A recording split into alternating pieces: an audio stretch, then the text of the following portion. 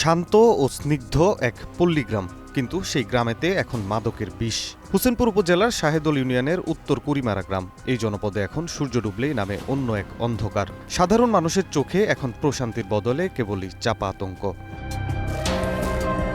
স্থানীয়দের অভিযোগ, এই গ্রামেই দীর্ঘদিন ধরে সক্রিয় একটি মাদক চক্র। এই চক্র প্রকাশ্যে চালিয়ে যাচ্ছে মাদক ব্যবসা।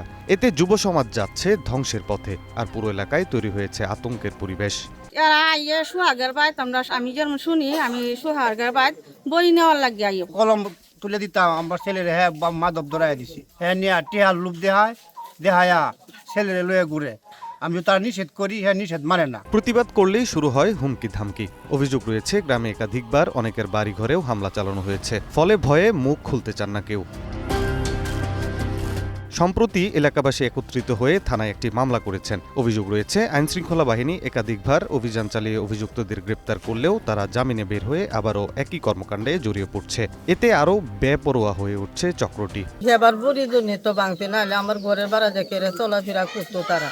প্রতিবাদ করতে গিয়া ঠিক আছে, মনে হয় মাথার মাঝে 2টা কূপ দিছে, 8টা শিলি লাগছে। আমরা যদি নিরাপদে থাকতে পারি, বসবাস করতে পারি মা বোন নিয়ে, এই ব্যবস্থা আমরা করে দেবেন। এদিকে বারবার জামিনে বের হয়ে যাওয়ার বিষয়টি স্বীকার করে হোসেনপুর থানার ভারপ্রাপ্ত কর্মকর্তা মোহাম্মদ রাশেদুল ইসলাম জানান, অভিযান অব্যাহত রয়েছে। মাদকের বিরুদ্ধে আমাদের আসলে জিরো টলারেন্স। আমরা মাদকের বিরুদ্ধে সবসময় সোচ্চার।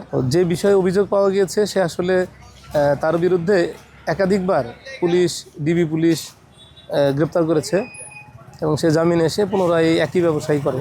আমরা তার বিরুদ্ধে অভিযান অব্যাহত রেখেছি। গ্রামের স্বাভাবিক জীবনযাত্রা যখন মাদক ও সহিংসতায় বিপর্যস্ত, তখন কার্যকর পদক্ষেপের বিকল্প নেই, এমনটাই বলছেন স্থানীয়রা।